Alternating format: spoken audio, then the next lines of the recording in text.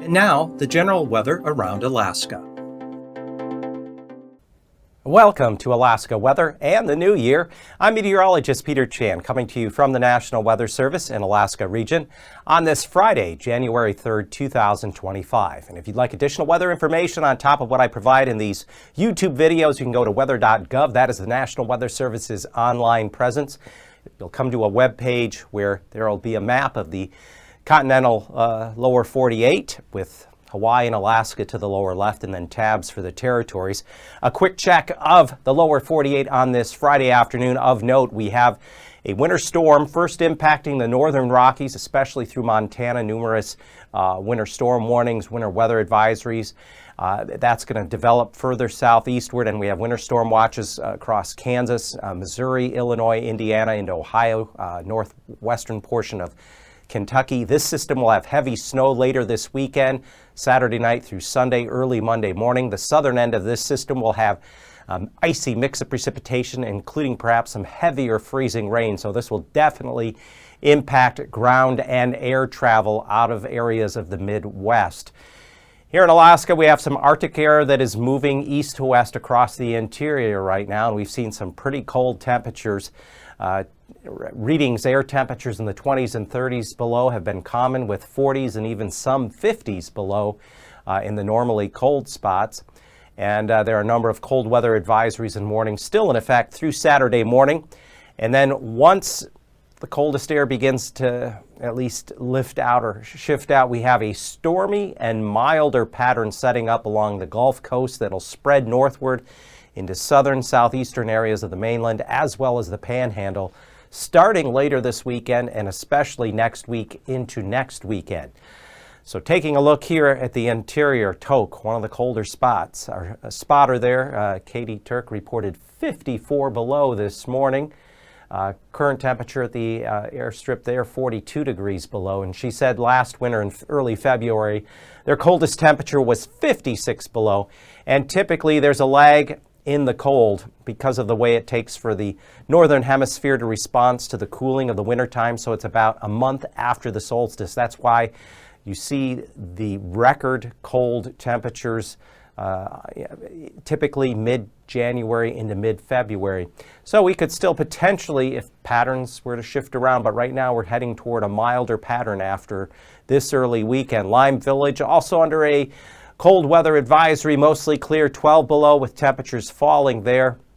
Wind chills could be as cold as 45 below come Saturday morning. Thompson Pass, windy, 11 below with a wind chill index of 35 below this afternoon. And Thompson Pass is going to get blasted with heavy snow and likely blizzard conditions in the week ahead as 2-3 different very potent, moist, and milder storm systems come up out of the North Pacific into the Gulf and slam into those coastal mountains.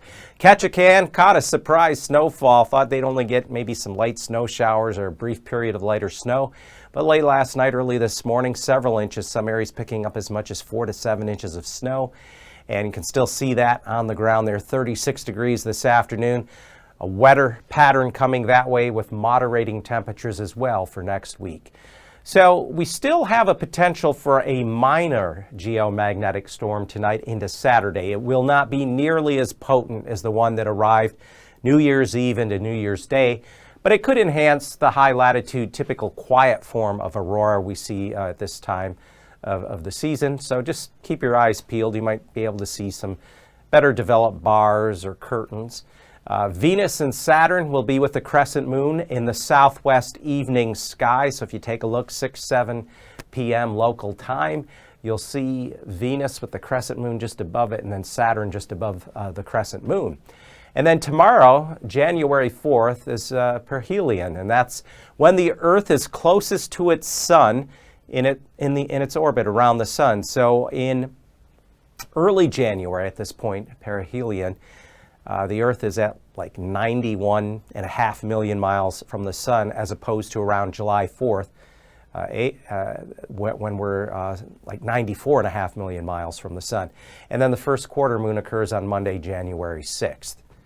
And looking, oh, this was an image, show it again. Katie Turk there in Tok took this incredible image of an auroral corona early on January 1st. Quite a display to bring in the new year. Well, looking at what we have for advisories, watches, warnings, we still have a extreme cold warning for Chilkoot White Passes. Wind chills could be as cold as 40, 50 below. These areas in orange are cold weather advisories, areas of this eastern southeast interior. Also on the other side of the Alaska range, including Sleet Mute and Lime Village. Here's more of a wind chill issue where wind chills could get as cold as 45 or so below. Here we've had air temperatures as cold as I mentioned, 54 below at Tok. A number of spots down around 50, 51 below, and we have a winter weather advisory from blowing snow there northwest of Fairbanks along the southern Dalton Highway up through Gobbler's Knob. These advisories are in effect through Saturday morning. This winter storm watch for the northern panhandle in yellow is in effect for Saturday night through late Sunday night, and there could be 6 to 12 inches of snow, especially along areas of the Haines and Klondike highways, because as we see a return of the moisture flow northward from the North Pacific up into the Gulf, with the cold air that's initially in place, it could be heavier snow. They're going to get blasted in the mountains around McCarthy and Thompson Pass, Valdez. Hefty, hefty snow measured in feet coming up here by the time we get into next weekend. So looking at the satellite imagery, we have still high pressure over northwest Canada, though it's beginning to lose its punch. We've had a little trough rotate up through the panhandle, producing that snow, especially earlier today around Ketchikan and Metlakatla. Back here out toward the west, weakening frontal boundary along and just north of the Aleutians, a couple of weak lows. The next and first leading low is going to come up out of the North Pacific like this later Saturday, and that'll open the floodgates to the pattern change. So as of this Friday afternoon, we have about a 1048 high centered over the Yukon Territory with a little offshoot extending further east into the Northwest Territories.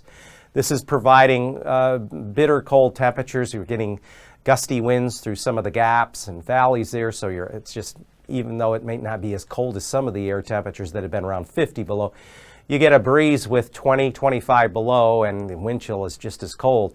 Here's that little trough rotating up into the northern panhandle, and then we have this kind of frontal boundary that's draped from the Aleutians back down into the North Pacific. Later tonight into Saturday morning, we're going to see a few areas of low pressure along and south of this boundary. Here's the trough that just kind of sits there trying to push a little precipitation up along the Gulf Coast. This is all the transition. Notice the high pressure not quite as high as it was, coming down to around 1042, 1040 millibars, and then by Saturday afternoon slipping just beneath 1040 millibars, but encompassing a good portion of northwest Canada. And this trough here is just kind of sitting, waiting for this next low impulse to come out of the North Pacific. And this will be the one that comes up Saturday night into Sunday. That's going to bring a renewed round of precipitation along the Gulf Coast. And as we get further into it on Sunday, that's just the initial one. There's another one down here, and that one's going to have a ton of moisture, milder air. That's why I drew this warm front. As that comes north, it's going to slam in here all along the Gulf Coast, especially areas Prince William Sound east through Yakutat. And the coastal mountains here are just going to get blasted with heavy snow. We're going to have wind and cold rain along the coast. Over time, the freezing levels will gradually rise along the panhandle, so if you do get snow eventually, it will mix with and then change to rain, with the exception of maybe the far north end and in the higher mountains. But again, this pattern is going to establish itself and be dominant all of next week, even into next weekend. So temperatures 50 below again around Fort Yukon, Tok, Northway. You can see even westward, that colder air is advancing westward, but it's not going to be as cold once it gets along the west coast. We have temperatures in Anchorage falling into the single digits to near zero, or a bit colder east end of town. Teens, northern panhandle. We still have readings above freezing. Kodiak City down through the Aleutians. Highs Saturday stay in the 20s to 30 below east central interior. Normal cold spots upper Tanana Valley, 40-mile gold country. Yukon Flats still pretty cold up along north end here of the North Slope. And then temperatures getting a bit above freezing, 38 or so at Klawak and Craig, and then 40-ish Middleton Island down along Kodiak City to Unalaska. Temperatures along the west, single-digit highs there at Point Hope down through Shishmaref and Savunga. Sunday morning low still 35 below or so. in the Yukon Flats along the Elcan border through Northway. And that colder air just kind of sits there waiting for the pattern change. It'll moderate a bit, won't be quite as cold as it was, but we're going to start to get the southerly flow beginning to come back north into the Gulf later this weekend and especially next week. Notice temperatures coming up. We're starting to see some 40s. Klawock up to Sitka could be around 43, 44 for a high. Only in the 20s, the northern panhandle. That's why there's that winter storm watch for this area. Haines, Skagway up to White and Chilkoot Passes, even Juneau. 6 to 12 inches of snow late Saturday night through Sunday night. And then there'll be more moisture coming in. Temperatures along the western Gulf, 37 at Homer, 41 at Kodiak City, 40-ish back down through Dutch Harbor, and then looking at the extended temperature outlook. This is January 9th through the 13th. So this is later this upcoming week into next weekend. This just tells you with that milder air coming north, milder air contains more moisture. More water vapor can exist in milder air. And we have 2-3 different atmospheric river events that are going to be coming northward. So areas of the Panhandle, southeast mainland, including areas around Cook Inlet, Kenai Peninsula, and Prince William Sound, as well as along and south of the Alaska Range, could really get in on some significant precipitation here coming up here in the next week or two.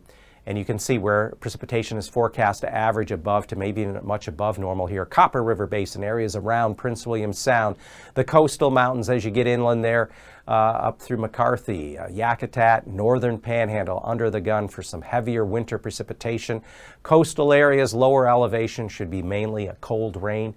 But again, this is going to be an active weather period, so stay tuned for additional warnings, advisories, or any sort of watches that may be issued in the coming days.